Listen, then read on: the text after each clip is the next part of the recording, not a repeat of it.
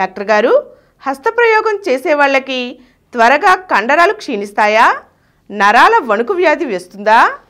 హస్తప్రయోగం వల్ల ఎటువంటి నష్టం ఉండదు. ఫస్ట్ తెలుసుకోండి. ఇప్పుడు 100 సార్లు చెప్పుకున్నాం ఉన్న విషయాన్ని. హస్తప్రయోగం ఏ రకంగా కూడా హానికారకం కాదు.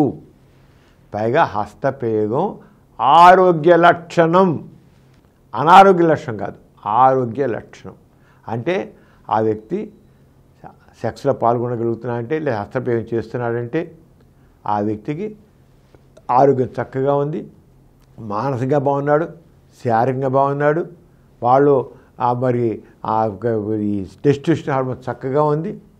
అంతే హస్తప్రయోగం చేయడం వల్ల కండరాలు క్షీణించవు. కండరాలు బలహీనం అవుతున్నాయంటే ఇది కారణం కాదు, హస్తప్రయోగం వల్ల కారణం కాదు. సరే, తిండి తినకుండా ఉండాలి, వ్యాయామం లేకుండా ఉండాలి, లేదా ఏదైనా జబ్బు ఉండాలి. అలాగే నరాల వణుకు వస్తే నరాల వణుకుకి హస్తప్రయోగానికి సంబంధం లేదు. సాధారణంగా కొంతమంది ట్రెమర్స్ ఉంటాయి, అవి యాంగ్జైటీ జారు ఇలా అంటుంటాయి.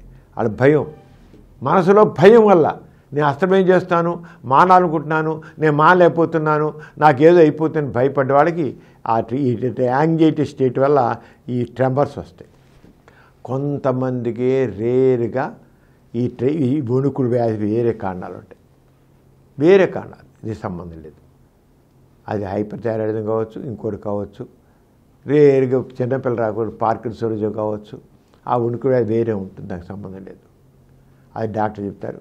మామూలు మాత్రం హస్తప్రయోగం వల్ల మాత్రం కండరాలు క్షీణించవు, నాకు అలాగే నరాల వణుకు రాదు, చేతులు వణుకు రాదు, ఏమి రాదు.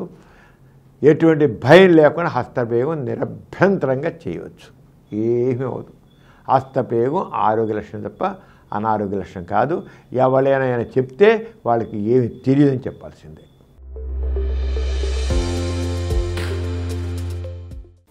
ఈ కార్యక్రమం మీకు ఎంతో నచ్చింది కదా? ఇటువంటి మరిన్ని వీడియోల కోసం అనతి కాలంలోనే 20 కోట్ల వ్యూస్ సాధించిన సమరం ఛానల్ సమర్పించు డాక్టర్ సమరం ఛానల్కు సబ్స్క్రైబ్ చేయండి, లైక్ చేయండి, మీ ఫ్రెండ్స్కి షేర్ చేయండి. అలాగే ప్రక్కనున్న గంట సింబల్ని ప్రెస్ చేయడం మర్చిపోకండి.